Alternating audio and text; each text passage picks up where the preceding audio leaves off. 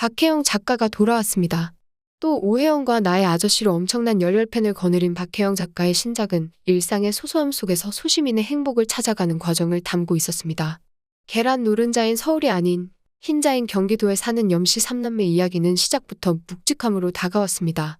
특별하지 않은 일상의 평범한 우리를 통해 삶을 이야기하는 방식은 이번 드라마에서도 그대로 전달되었습니다. 염씨 삼남매를 중심으로 어디서 왔는지 알 수 없는 구씨, 그리고 싱글데디 태훈 가족 등 이들이 사는 이야기가 너무 그리웠습니다. 첫 방송이라는 점에서 기정과 창희, 미정이란 삼남매의 캐릭터를 알리는 각각의 에피소드와 이를 묶어주는 가족들의 풍경과 사건들로 자연스럽게 드라마에 몰입하게 만들었습니다. 그렇게 첫 회는 박혜영 작가가 소개하는 이야기의 집에 시청자들을 초대하는 시간이었습니다. 첫째, 기정은 리서치 회사 팀장으로 일하고 있는 모술입니다. 연애는 하고 싶지만 그게 쉽지 않죠. 그래서 항상 화가 나 있고 그런 기정을 보고 엄마는 못된 심보라고 지적합니다. 하지만 돈 있고 남자 있으면 그 심보도 좋아진다고 기정은 확신합니다. 편의점 본사 대리로 근무하는 창희는 여자친구와 헤어졌습니다. 자신을 지독하게 촌스럽게 생각하는 연인과 이별은 말처럼 촌스럽고 소란스럽기만 했습니다. 집으로 돌아가기 위해서 누나와 동생이 기다리는 곳과 가까운 곳에서 왁자지껄한 이별을 해야 할 정도로 그에게 삶은 연애와는 상극처럼 다가와 있습니다.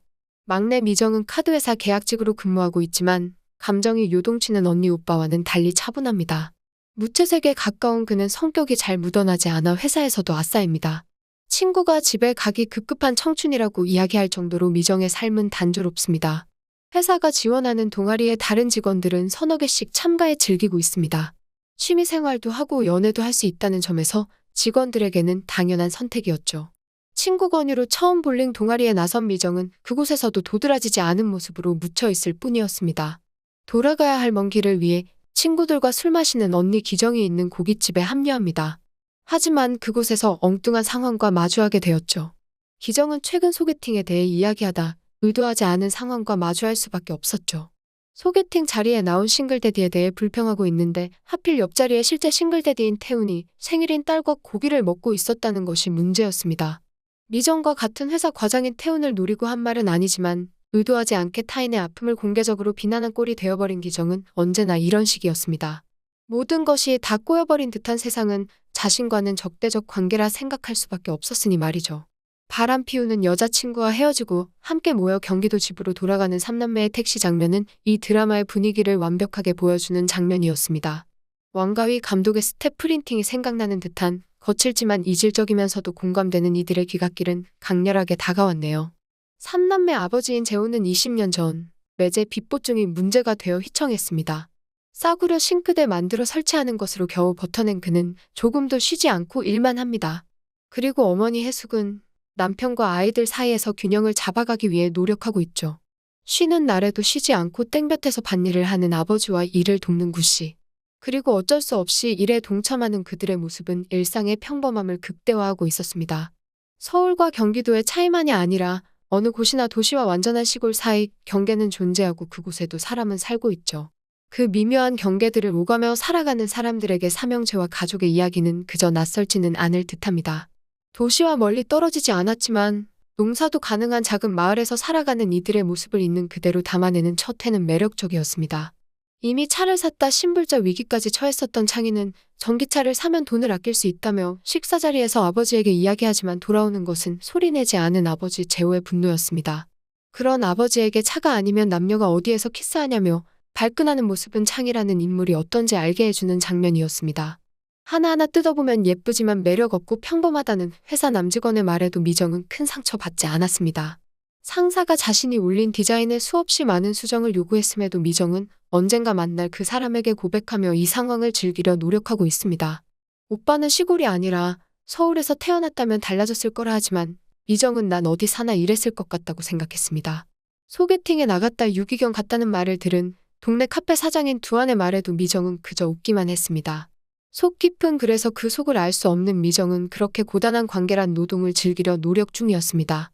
표정이 단조로운 미정이지만 모든 감정들을 정립하고 더는 채울 수 없을 정도로 차게 되면 폭발하는 성격이라는 점에서 조용한 미정이 수많은 변수를 만들 수밖에 없어 보입니다. 미정이 아빠의 일을 돕는 구씨에게 눈길이 가는 건 역시 자신과 비슷한 성향 때문인지도 모릅니다. 어디서 뭘 하다 그 마을까지 왔는지 알 수 없는 구 씨는 매일 술을 마십니다.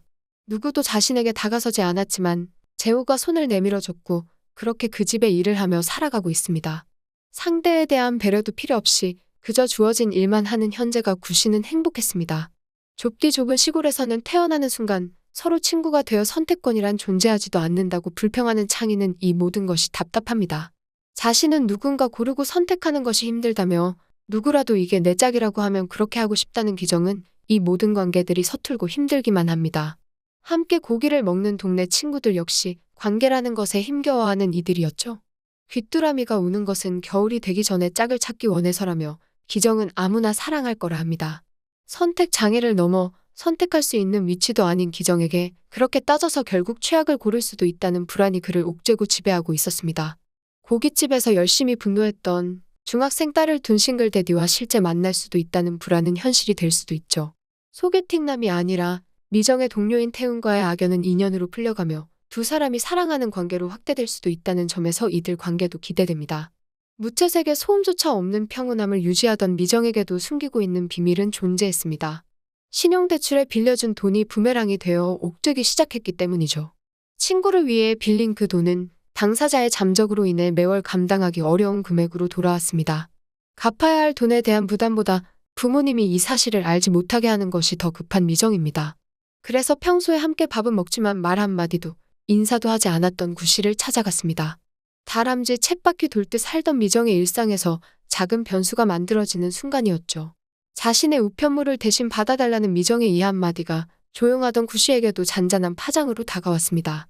사람이 버거워 조용한 시골로 숨어 침묵으로 행복을 겨우 되찾고 있던 구 씨에게도 훅 들어온 미정은 당혹스러운 존재였습니다. 알고는 있지만 서로 말을 섞지 않아도 괜찮은 그 정도의 관계가 구 씨에게 안정을 줬는데 미정의 이 부탁은 거절하기도 애매했습니다. 어쩌면 사실 구 씨도 이런 미정의 요구가 반가웠을지도 모릅니다. 인간은 완벽한 외로움을 선택할 수는 없기 때문입니다. 그저 다른 관계를 추구할 뿐이니 말이죠. 인간 관계마저도 노동이 되어버린 그들의 모습은 낯설지 않습니다.